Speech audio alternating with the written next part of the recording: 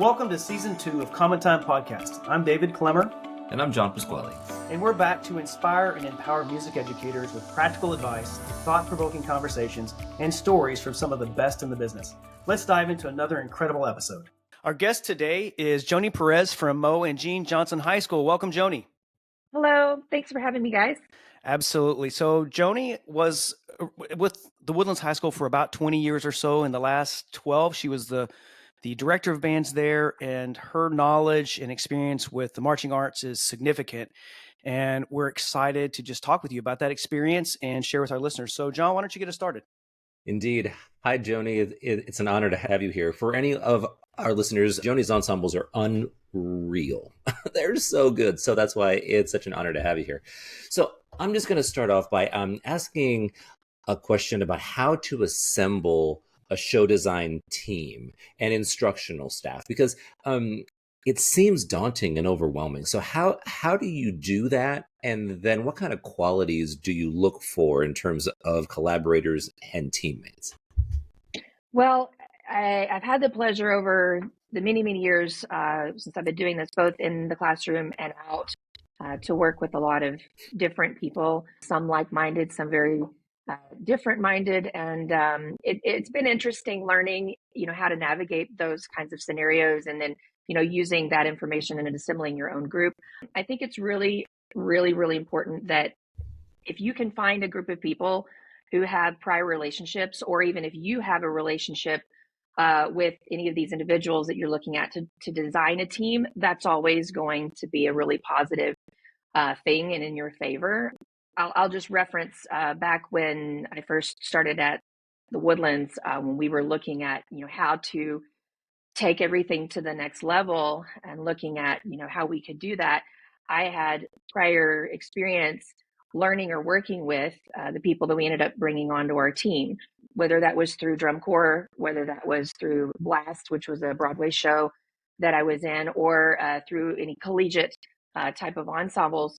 We were able to assemble a group that hadn't necessarily worked together before, but that I had a relationship with.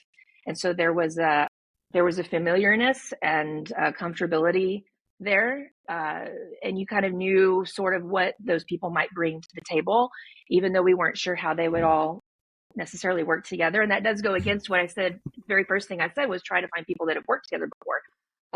So it is possible, to bring a group of people together who've never worked together, which was sort of like this year at Mo and Jean. I hadn't worked with any of these people before.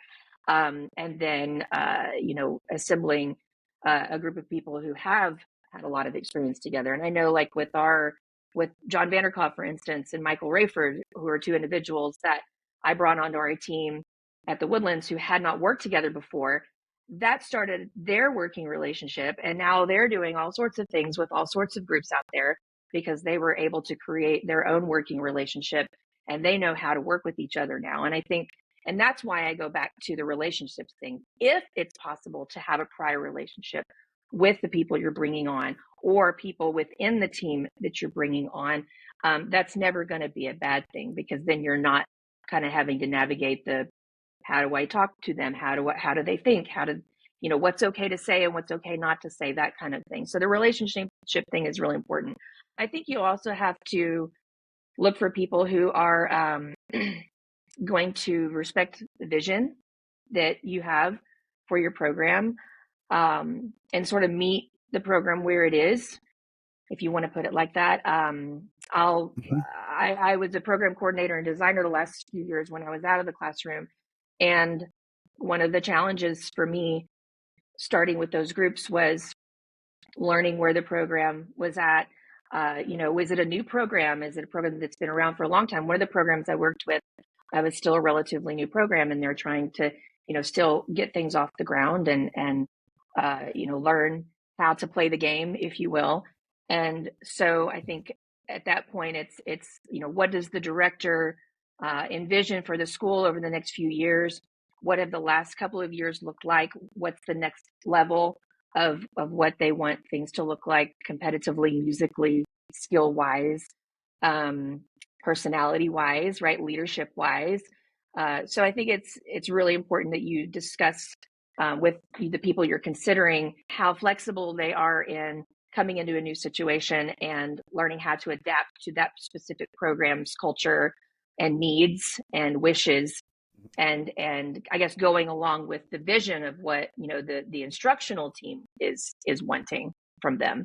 No, that makes total sense. So now let me ask you this: bringing together, I mean, obviously I've seen your design teams, and these are high-powered individuals for the most part, like the Wayne Downeys of the world that are out there, changing kids' lives Right. through design and through what's going on in their brain. How do you, I mean, you're the director and overseeing this kind of monstrosity in a way, the marching season as it is. How do you ensure that the creative vision that's in place for the show is cohesive from the designers, which is Right. there's a lot of opinions there, to Right. okay, we have to execute, we have to go do this. Yeah. Yeah, well, I think that it's really important, whether your group is familiar with one another or not. You have to first, have a really strong initial meeting of all the minds, if you will. And that doesn't necessarily have to include your entire staff. It's probably best that it doesn't, but your full design team and maybe the key members on your own instructional staff. And finding a time where you can just focus on what the needs of the programs are and what the ideas and vision of the program are, and the kind of show and concept and musical ideas that you want to implement into your upcoming fall program. So that initial meeting is the opportunity to put the ideas out, to start to potentially collaborate on those ideas and get some initial thoughts, maybe imagery, initial musical ideas right on paper. But I think beyond that, to make sure it stays cohesive, you have to create a timeline. You have to meet often, right? You have to do regular updates and check-ins along the way. Communication is a huge part of making sure things stay cohesive from start to finish. And I'm not going to say that it's an easy thing. It takes a village to pull off one of these big productions. That's what it's become now. And for everything to stay in sync, if you let things go, sometimes for even a week, you've missed something, or you've gotten back behind on your timeline. So, communicating often, creating a timeline up front of what's a realistic time for us to have all of our music chosen, right? When is a realistic time to make sure we've secured all the copyrights? When do we want to make sure we have determined what the visual elements, the visual idea and the crux of the show is going to be? What is that ballpark date? Cool. When do we want to decide then, do we, what the imagery is that's going to go along that, the flags, the costuming, the set design, what is that going to look like? Then when do we need that built? Who's going to build it, right? So you have to really spell all of these things out from the start and map out ideally when you would want all of these things decided on and then executed, right? There's the decision-making process. Right. Then there's sort of a choosing process of who's going to help you do all of these things. And then the execution of it and how that lines up with your own calendar, right? When's the start of summer band? When do we need that first section of drill? You can't have drill until you have music. Some designers don't like to do drill until they have all of the elements of the show decided and all of the music is laid out. And so if you don't have your opener through your closer chosen, and in some cases even already arranged, some drill writers don't like to start writing yet, or some visual designers don't like to make final decisions until some of that stuff is done. So you really have to know what the needs and expectations are of your design team and what their comfortability is in terms of what they offer, what they need before they can really start doing what it is you need them to do, and then create a timeline from that point. Then you just check in often, communicate often, have regular meetings. Some of those meetings will be the full team, right? Some of those meetings will be maybe just the program coordinator and the music designer, or maybe it's just the visual designer and the drill writer and the band director. But I would just say, communication and timeline planning is significant to making sure Yeah. everything stays in sync. Yeah, absolutely. And for because we have a lot of people listening that Sure. are in the competitive marching band scene, just to clarify this just a little bit, because I think that the teams that you've built over the years have been genius. How do you manage the the creative minds that are going into this? Because I would imagine there's some very opinionated people, right? Right. And there's a lot of, sensitive big feelings, and trying to just manage all of this, because ultimately you want to have a phenomenal product to give the students the best possible experience. That's the end Right. game of all of this, right? Is to be able to give the students the best possible experience. But to Mm-hmm. create that, there's a lot of stuff going on. So how did you manage, and do you have any advice for people listening, how to manage the creative minds so that with all the different opinions, how does it stay productive? What do you think? Stay positive and productive. Yeah. Yeah. I think a lot of people know in our profession that creatives can be just the most genius people on the planet, but they also have a lot of heart and passion and soul. And I think that's what drives them to create, the amazing things that they're able to bring to the table and to the activity. So managing that is definitely something that I think takes experience, and can sometimes be a really delicate thing, depending on the different personalities that are in the room or on the Zoom call, right? I'm going to reference back again first to what are the prior relationships that already exist within that team, if there are any. And I think that when you've got some individuals that have worked together before, that they, for instance, can probably do some good, healthy, productive communicating on their own because they've been doing that together. But if you are working with individuals that haven't worked together that much, or maybe you yourself haven't worked with them, I think it's really important that you're modeling respect towards everyone's opinions, like the director themselves are modeling that level of respect that you want to see from everybody on your team. And you do that by offering everybody the opportunity to contribute, that you encourage everyone on your team to be open-minded, yourself included, which can be challenging at times. Um, the director and everyone on the team need to be considerate of what everyone has to offer, because you never know really when an idea that may seem off base at first, or just it doesn't strike you the right way when you first hear it. You never know how that could potentially develop into something that you end up actually really liking, because of you allowed those creatives to explore that idea, right? Or allowed them to explain to you their vision of what that idea could be.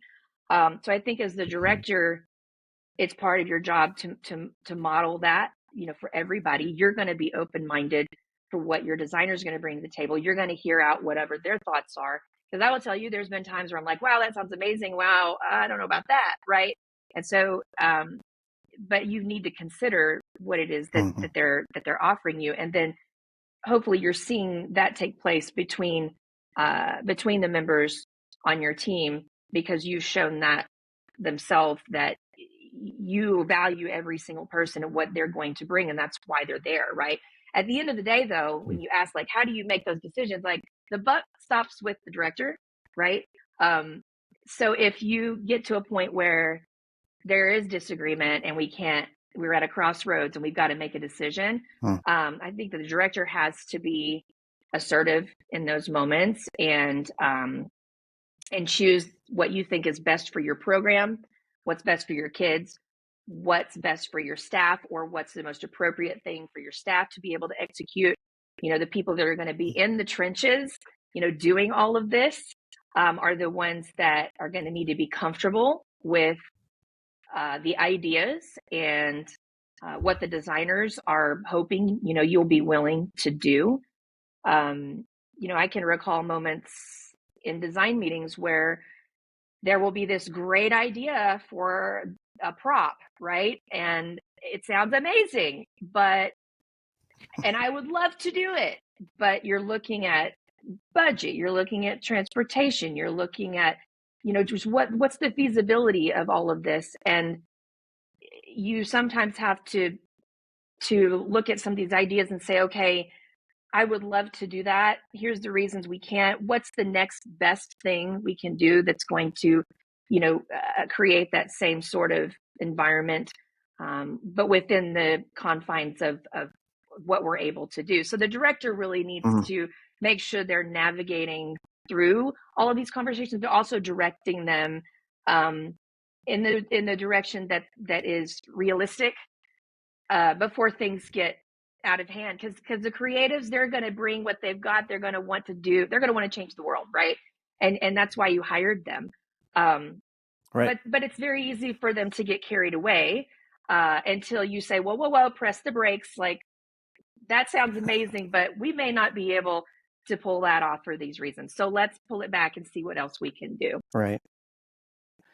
Yeah. So, okay. So I have a question then, because you mentioned a second ago, communication is key. What strategies have you found that are effective in keeping communication clear between the designers, instructors, and even the performers? Because there's obviously a lot of moving parts. Right.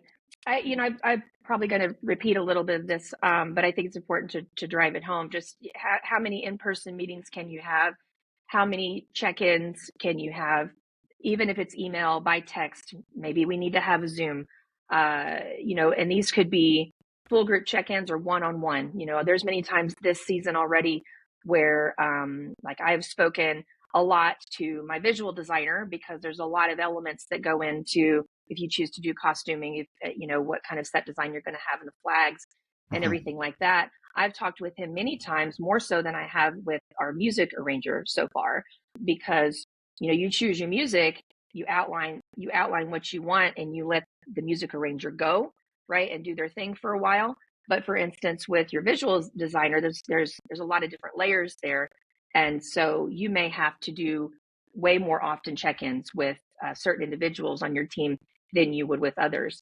I'm going to mention too that I think having a program coordinator is super, super important to help manage these things that you're asking about. Yeah, I feel comfortable, I guess, steering a lot of these conversations with my own designers, and sharing my own ideas and offering my own opinions.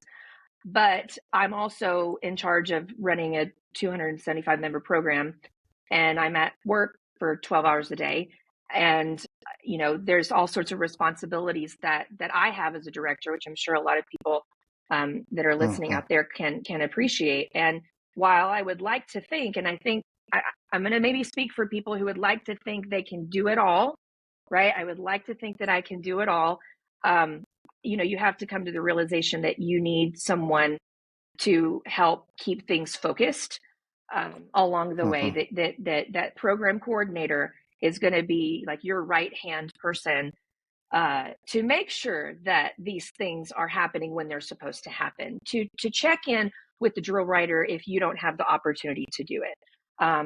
To check in with the costume designer to see if they're on the timeline that you've set up. Does things look like they're going to be shipped at the right time?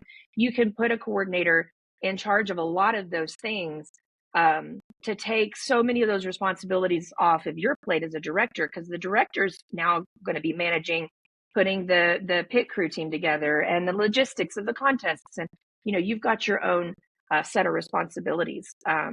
So for anybody who's not sure, like, what the value of a program coordinator is, I'm going to encourage those people to highly consider. My lights just went off.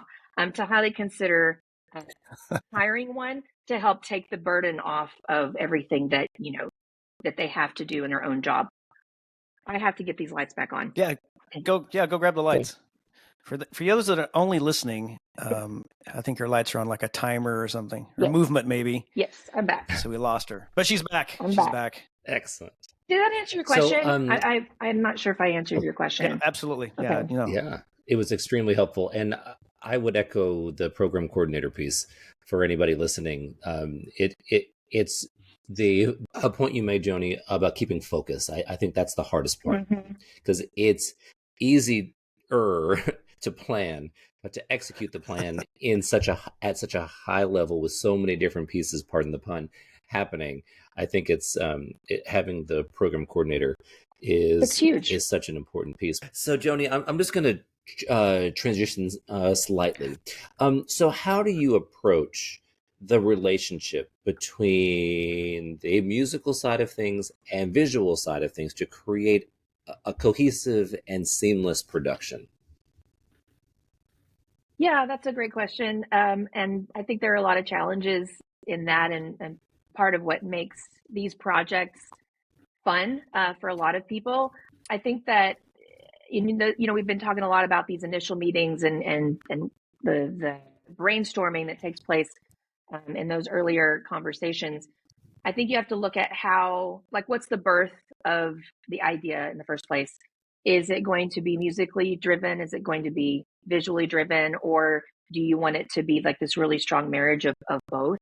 And the ideal marching production is going to be that, where you've got a strong representation of the idea, whatever it is, whether it's super simple or complex, that both your musical elements and your visual elements are communicating that idea. Um, I've had a lot of people ask me over the years, when you were in your design meetings, did you guys always, come up with the visual idea first, or did you do the music? And to be honest, it was different every year. There wasn't one way to, come up with a show, or one way to inspire a show.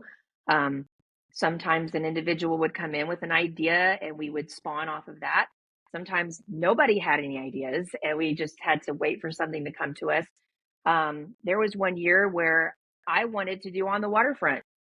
And so we did On the Waterfront because it's cool music. And so we came up with whatever visual, support that show required. And then other years, like there was another year where we did On the Town in the wind ensemble for an honor band recording year. And the kids loved the music so much. And there's an inherent story there. There's a story that goes with that, right? That's already there. And there's already these visual elements that are present that, like, you could immediately go to because it's already been done, right?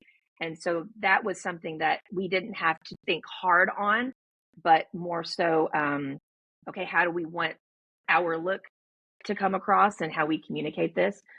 I think that when you're coming up with the visual support for your musical ideas, or the visual support for your visual ideas, that you need to do a lot of research and look for, not just the on the surface level of what that idea might be, but maybe some of the deeper levels and deeper meaning that you can pull through and pull out of the production. But I think that as you're moving through, whatever idea it is that you have, you're looking for how am I going to be seeing and feeling what this music brings, right? Or how am I going to how am I hearing what it is that I'm seeing out on the field? And so when the designers and the directors, mainly designers in most instances, come together to work on that, it's, am I seeing what I'm hearing? Am I hearing what I'm seeing? And then when you get to your contest, that's also what a lot of the judges are looking for. And I know that wasn't part of your question, but I think a really well designed show will allow the audience, a regular audience member, right? Not necessarily a judge, but just a regular audience member, understand, oh, by what they're seeing, oh, I get that, right? Or what they're hearing, oh, I get that.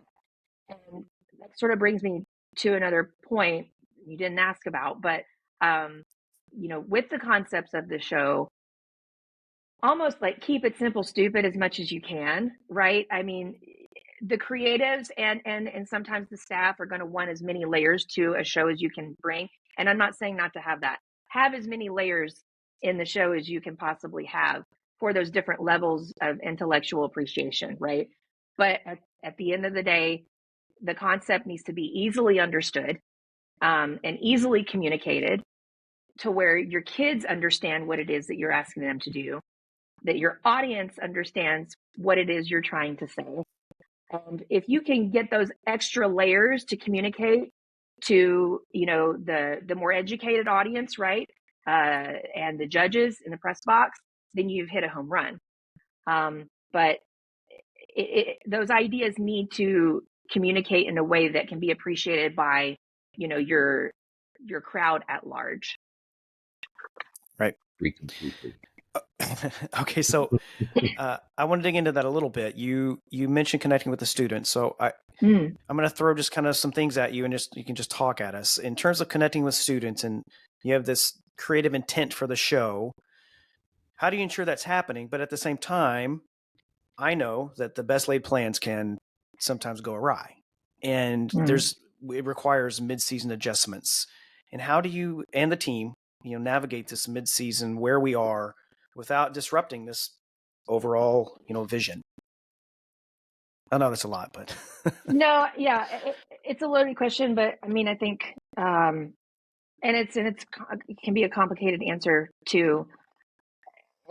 I mentioned earlier, just in our own private conversations about, being able to think quickly on your feet when you're in the classroom or in, some of these, what can some consider stressful situations, right?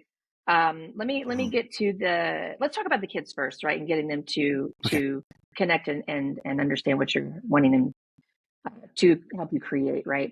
I think that's really important that when you're choosing a concept for your show, that you are considering where the program is at, right? What point are they at in their journey, if you will? Everybody likes to use that word. Musical development, skill development. How old is the school? How young is the school? What are their competitive aspirations? Is there a cultural moment within the community or within society that everybody can connect to? What's something that they're going to get excited about, right? And I think that's important that no matter what, that you're getting kids excited about something that they're about to commit months and months of their lives to, and that you're getting your directors excited about it too, because you're about to invest so much time in this project. Right. And if your students aren't connecting with it in a way that's meaningful to them, it's going to be hard to pull out of them the performance that they're capable of, or that you would like for people to see.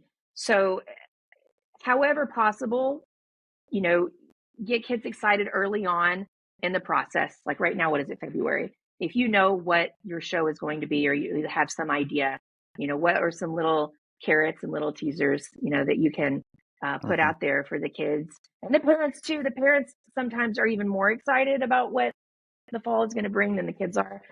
Right. Just to get people looking forward to that thing.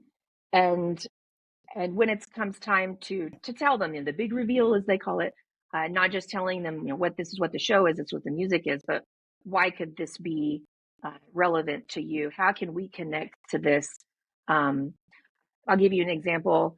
So I was doing program coordination for a school in Houston, and they are, I think, in their fifth or sixth year.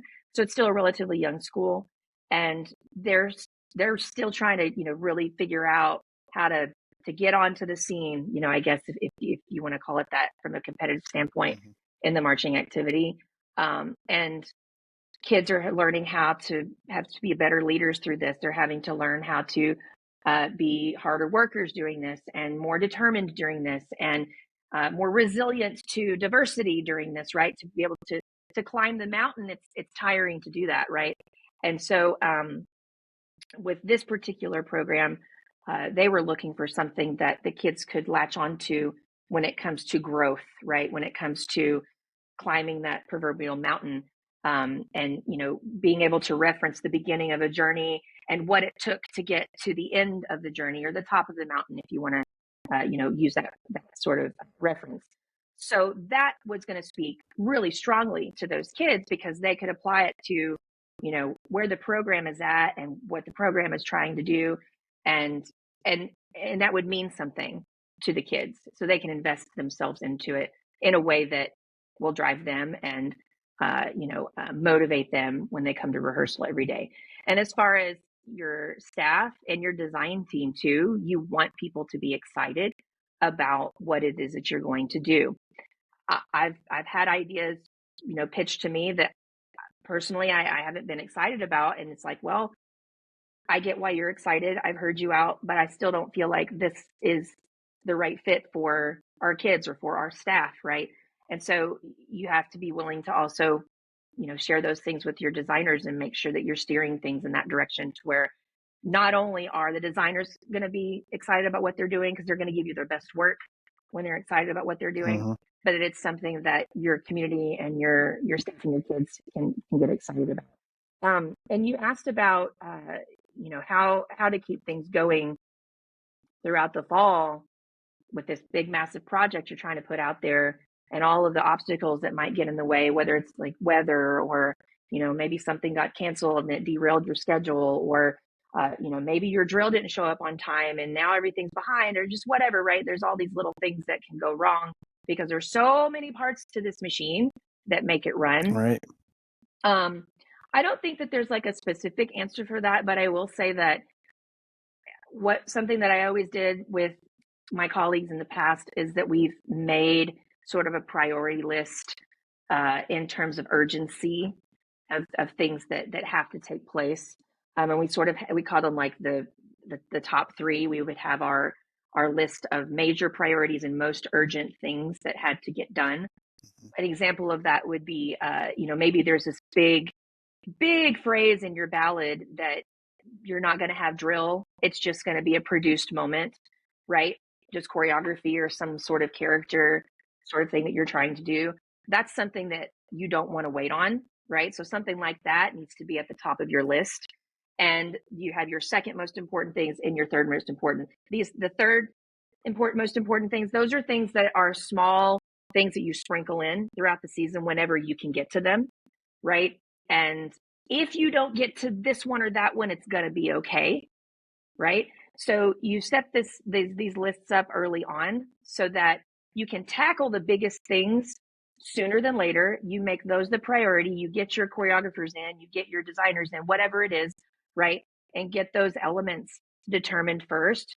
And then, hopefully, if you've done things right, you've addressed those big elements. So then these issues maybe come in that derail your plans. You can then look at that list of the second most and third most important list on your priorities. Okay, how can we now, slowly implement these? And when can we insert this in versus the contest that's coming up? We have a game this week. We don't have a big contest performance. Can we put in this new choreography and it still be okay because it's not being judged, right? Like you have to look at the obstacles or sometimes that's your schedule. Your schedule can be the obstacle, right? Mm-hmm. And how you're laying out your plan of your to-do list. So I think the to-do list will help you navigate how to work around problems. You need to have that list of things that you want to do, but if you can't, it's okay, right? And you have to be willing to say, okay, if we don't get to that, it's not going to be the end of the world, because there will be things that you don't get to. We were at Grand Nationals in 2017, and we were rehearsing in the big rehearsal hall, and we were still putting in new choreography and new visual phrases and changing things in the music. We were doing it on the day of semifinals, right? So not to say that that's always the smartest thing, but you have to know your people to know if they're going to be able to handle that. I want to make sure that's very clear. Right. I'm not suggesting you're making changes on the day of contest. My point is that there is always a list. That's the point, Mm-hmm. right? There's always a list. And if you're looking for how to bring the show to life in every musical way possible, and in every visual way possible, and in every connective tissue way possible with your kids, right? That list it's never gonna end. That list, there will always be one, if you're doing it the right way, in my opinion, because it's an evolving creation. I know that sounds like really like, ooh, but it is. I mean, it really is a work of art, and people will poo-poo on marching band because it's just marching band, but it has evolved in such a major way that, I mean, it is in a lot of people's eyes a work of art out there. And people put entire years of their life into one marching band show. Literally, they'll start talking about it in November after the last contest. And then the last performance of that next year is in November. it's a passion project, Mhm. right? So sorry, I got on my soapbox. No, absolutely. Artistry, it's important. That you're right. Sometimes marching band does get a bit of a bad rep for various reasons, but it's impossible to deny the artistry and the level of artistry that has developed in the last Mm-hmm. decade or so. I mean, I And thought in if the you, 2000s it was artistic, and then it just gets gone even further. right, And you look at like these, and it's an evolving art. It's not, you're not looking at a sculpture. It's literally happening in front of you, which is, mm-hmm. I mean, it stands alone. It is incredible. Mm-hmm. So then, Joni, just I'm gonna. I have one more question before we transition to the last part of this. It seems like the key to all of this is communication and collaboration Mm-hmm. with all the elements of the program, from the creators to the instructors to the students to the parents, all of that. Mm-hmm. So, what have you learned over the years or experience that you've gained to like maximize the collaborative process? That's my first part of the question. And then, two, do you have any advice to directors listening to strengthen their own teams throughout this Mm-hmm. process? Yeah, you've heard me say it before, relationships, relationships, relationships. Just like, getting the best out of your students, takes building trust and relationships with them. It's the same thing, in my opinion, with your design team, and it's the same thing with your instructional staff. You're going to get the best out of people when there's a trusting relationship. And so look for opportunities to ask them, how was their vacation, or what do you have coming up this summer? What else is going on in your life besides this thing that we're working on, right? Whenever I Right. talk to, when I talk to our drill writer all the time over the years, we would always talk just about life for the first 20 minutes of our conversation before we got to the work stuff. And it creates just a higher level of respect between all parties involved as well. So I would say that's, yeah, and communication, of course, as you mentioned, having a plan, deciding what that plan is as soon as you possibly can, and outlining all of the facets of what it's going to take to bring that to life, and outlining a timeline, creating a scenario that will be realistic and work for, the project that you have and the people that you Mm. have working with you. Yeah, that's such great information. Joni, thank you so much for your time today. Like, this has been, like, we could go on. I know we could keep talking about this stuff, but I think this is helpful for everyone. It Incredibly doesn't helpful. matter what level you're at when we're talking about relationships and communication, those kinds of things. If you have a passion project, these things come first, like the relationships and the communication that you mentioned. So thank you for your time and for sharing that with us. We wrap up usually with two questions for everybody that's a guest. So, is there a particular book or books or a resource, anything, something that's inspired you in, where you are in your journey? Well, I'll admit I'm not much of a reader. I'm trying to think of something that has inspired me, especially most recently. So I get the honor of conducting region bands from time to time here across the state of Texas, and I got to work with a few groups this past season, and those moments filled my cup so much, in a way that it just helped remind me. So coming out of marching season, right, which can be a grind, and it can really wear you down, as band directors know. And you coming into concert season, you kind of have to ramp yourself Mm. up again in a different kind of way, and get your brain, wrapped around what's going to take to have a great spring semester and finish out the year. And when I go and do those region bands, and I know not everybody has opportunity to do that, but those are great reminders of how to try to pull everything you possibly can out of kids in a short amount of time.